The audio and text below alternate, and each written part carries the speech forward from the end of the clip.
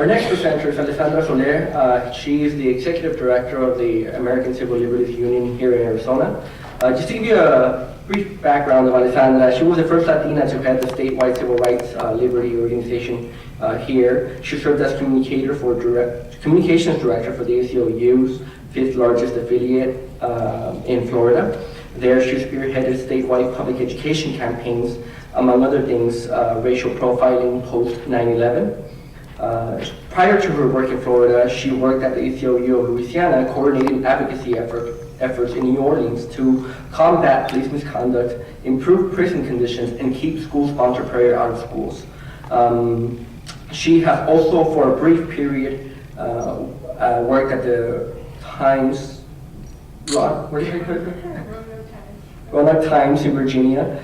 She is fluent in Spanish, Portuguese, graduated from the University of Florida with a bachelor's degree in journalism and a minor in Latin American studies. I also want to mention briefly that the ACLU is currently representing, among other organizations, the Arizona Dream Act Coalition in its lawsuits relating to the executive order banning driver's licenses for Dreamers. And this Saturday, they do have a fundraiser to help those efforts and to help Dreamers in Arizona. It's going to be held Saturday at 6 p.m. at the Rhythm Room, and if you want more information, it's going to be on ACLU Arizona, acluac.org / Dream and Dance. So acluac.org / Dream and Dance. So if you can also help that effort. So with that, please welcome Alessandra.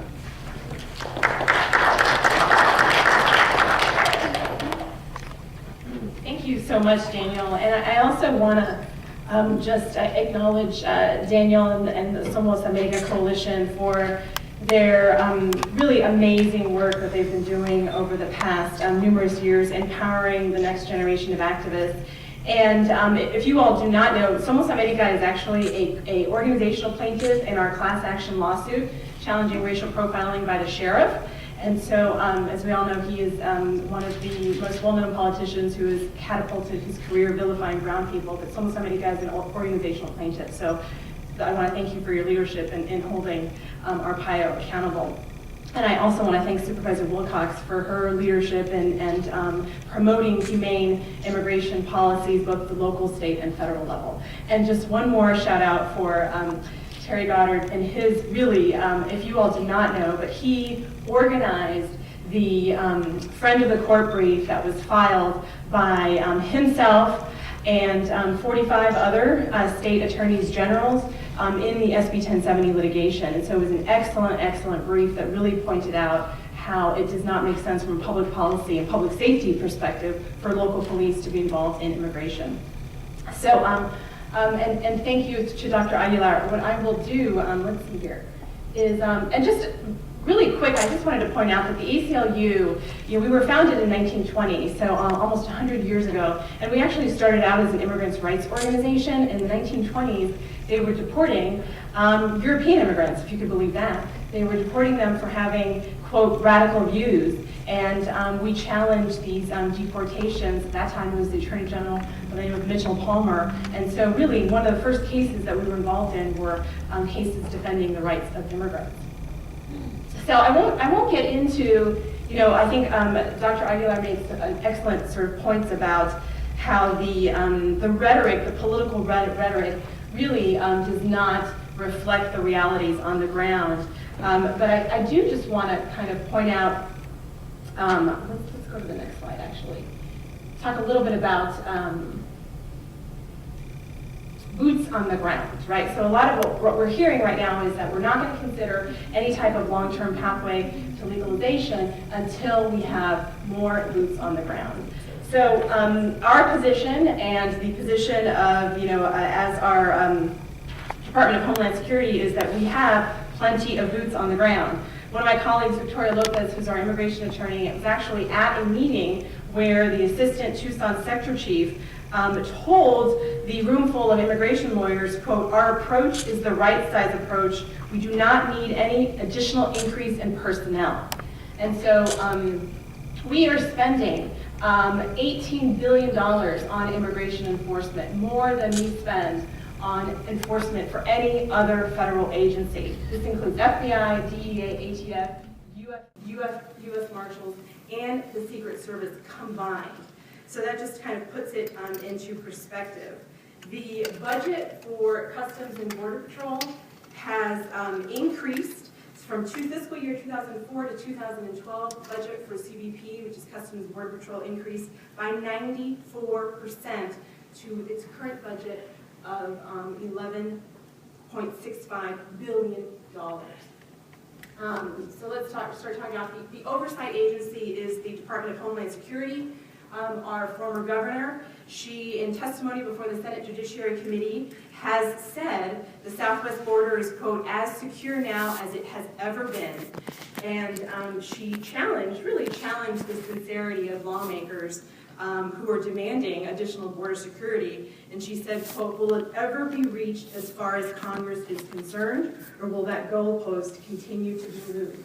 And that's where we are, right? That goalpost changes depending on which politicians are in front of the camera. The two major DHS agencies are U.S. Customs and Border Protection and Immigration and Customs Enforcement. So here are some of the numbers. I talked a little bit about the $12 billion budget. The CBP staffing levels, what we're talking about is 21,000 Border Patrol agents, another 24,000 CBP officers. We've got plenty of officers, of Border Patrol officers on the ground. Some figures here on ICE. So here I want to just focus a little bit on the U.S.-Mexico border. As Dr. Aguilar said, we've got nearly 18,500 Border Patrol agents along the border. That is basically 10 officers per every mile along the border. This does not include, so we're talking about the 18,500 CBP officers. Then we have an additional 5,600 customs officers who are the ones that are working at the ports of entry.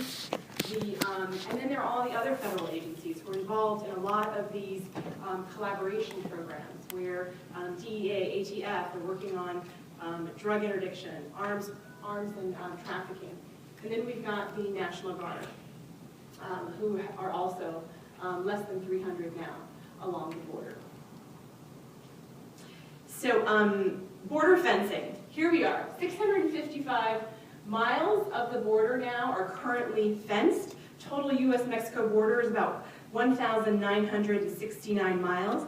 I think what's really interesting is that, you know, the Senators Flake and McCain and Bennett and Schumer were touring the border yesterday in Nogales. They met with members of the Tucson Hispanic Chamber of Commerce, and they met mostly with federal CBP agents. But the border is extremely mountainous region. And so it's not a region where it's easy to build a fence. I don't know if you all remember the sort of fiasco with Boeing's project where they tried to install these cameras along the border that were operating based on the line of sight, and they didn't take into account that it was a mountainous region, so the cameras did not work. They ended up spending billions and billions of dollars to put up a virtual fence that was a total disaster. That project has since been canceled, and the people who are living in Aravaca are much happy now that they don't have cameras that can peer into their kitchens. You know, 85% of the border enforcement is the U.S.-Mexico border. And so what's really interesting, and the ACLU actually likes to call this region, the ACLU describes it as the Constitution-free zone. Nearly 2 out of 3 people in the country live in this area within 100 miles of the U.S. land and coastal borders. Now, we call it the Constitution-free zone because normally under the Fourth Amendment, for example, Fourth Amendment to the U.S. Constitution, a government official cannot search an individual without having probable cause or evidence that they're, more than a hunch, that they're involved in some sort of criminal activity. Joe Arpaio can't set up DUI checkpoints in downtown Phoenix, though I'm sure I think he tried at one point. So he can't do that he can't do that in downtown Phoenix, but federal agencies do have this extraordinary authority within this 100-mile radius to conduct these invasive searches. For those of you who live and work along the border, you're being constantly, they're searching your cars, they're asking you where you're coming and where you're going. And for people who live and work down there, one of our board members is the Deputy Attorney General for the Tohono Nation, and he's kind of really sick of it. It's really, he sees it as a violation of privacy rights, and he has to deal with that every single day when he's driving to cells. And so this is, unfortunately, within this 100 miles, the federal government does have the extraordinary powers to stop and search individuals within this zone, and they generally do not need a warrant in order to do these routine searches. And the reason for that is that there's lots of case law out there that really recognizes the increased national security threat along the border. The United States has a right to control its borders.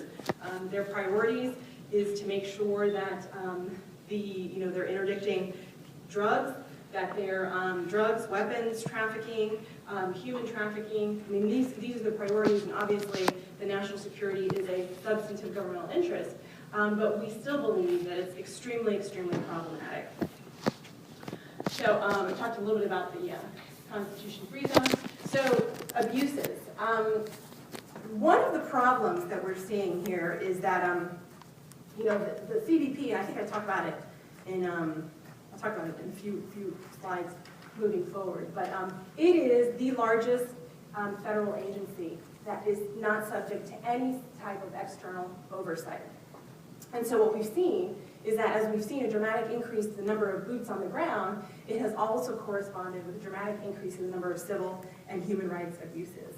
And we have a hotline that is actually staffed by one of our amazing staff members, Dulce Juarez, who's here. And through the hotline, we've been documenting examples of individuals who have been rounded up as a result of SB 1070, a domestic violence victim, a VAWA applicant who was picked up by Pinal County Sheriff's officials. She told them that she had a pending application because she was a victim of domestic violence. They ended up arresting her, transferred her to a CBP holding cell in Casa Grande, where she spent 5 days in holding cells. She was detained. No food, no water, no medical care. She was transferred to Florence, where she spent an additional 12 hours before she was released by federal officials who said she's got a pending application to remain here legally, and so she should not be in detention. In other parts of the country, we are representing individuals who have been suffered tremendously at the hands of CBP. We're representing 3 women at the Texas-Mexico border who were detained in freezing cold cells, which CBP agents described as the helera, or the icebox in English. The temperature in the helera was so cold the women's fingers and lips turned blue. They had no beds, chairs, blankets, or toiletries, no access to bathing facilities, and were frequently fed only a single sandwich each day. They threatened to keep these women in here if they did not sign documents in English that they did not understand because they only spoke Spanish. And these women ultimately signed these documents to escape these horrific conditions, only to learn that they had agreed to an expedited removal. 63-year-old woman, no criminal history. CBP agents forced her to get off a Greyhound bus in Ohio. They subjected her to hours of interrogation, refused to let her use the bathroom. She ended up urinating on herself. They continued to detain her in her urine-soaked jeans. They transferred her to an immigration facility where she suffered an acute stroke. CBP agents at an airport in Dallas unlawfully detained a 4-year-old U.S. citizen for more than 20 hours without adequate food and water, deprived her of any contact with her parents, and then sent her back to Guatemala. The CBP agents informed the child's father that they could not return her to, quote, illegals. This is the reality of what's happening.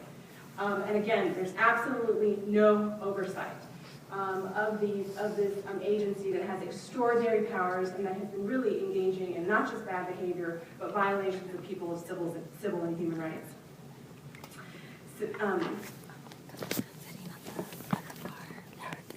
Spanish. There's plenty of I'm sure so he does. corruption.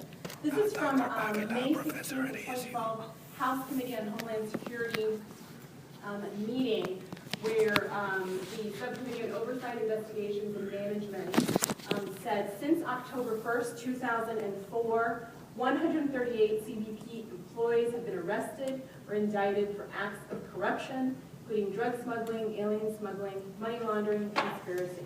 During that same period, more than 2,000 CBP employees have been charged in other criminal misconduct.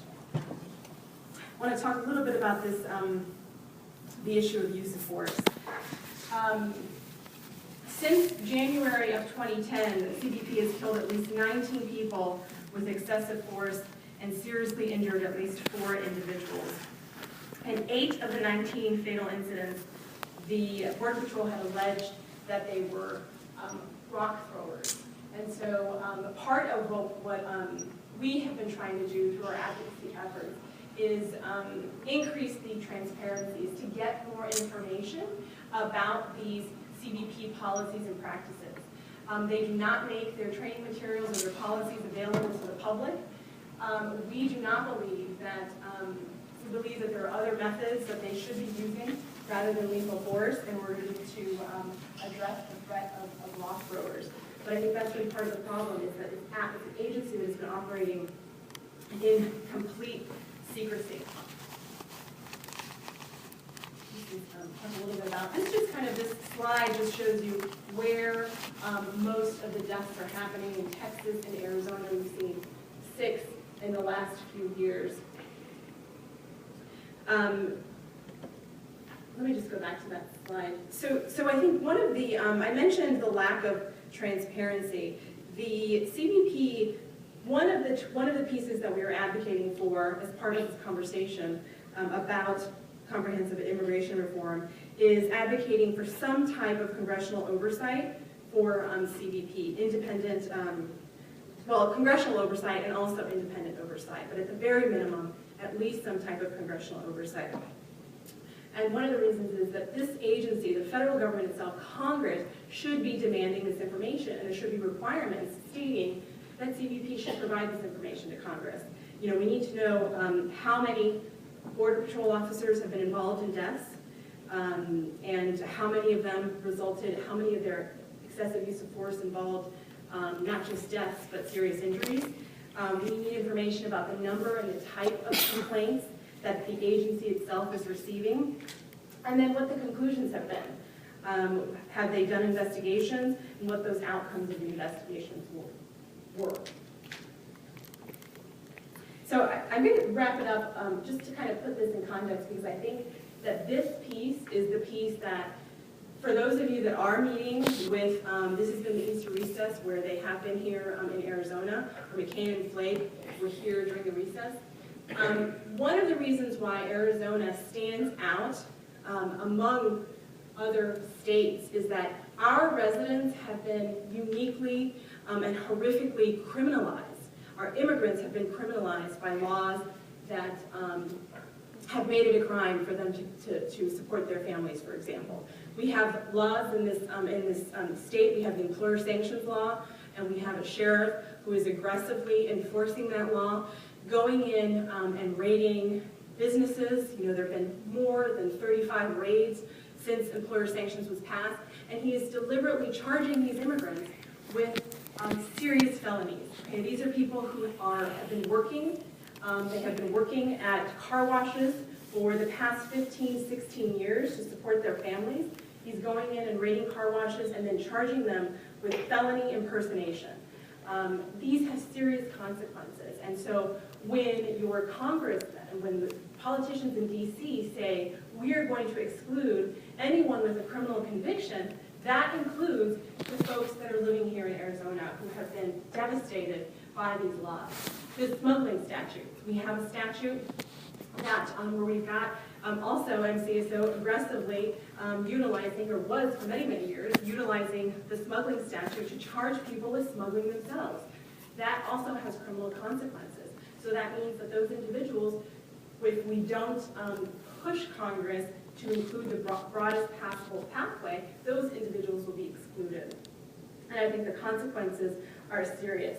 I know that it's not an easy talking point when you're meeting with politicians, because they say, well, why are we going to be criminalizing and offering opportunities for quote-unquote criminals? But we're not talking about people. We're talking about people who have been hardworking, They're being charged with felony offenses for making sure that there's food on the table to support and feed their families.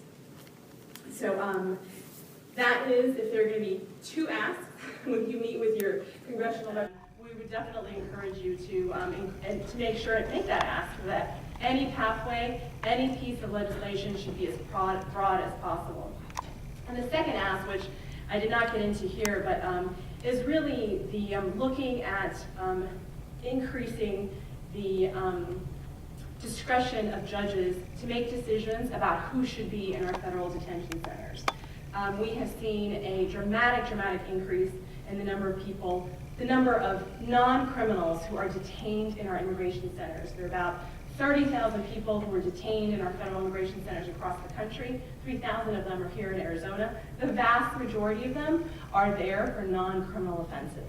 And they are in jail-like conditions. They are suffering tremendously.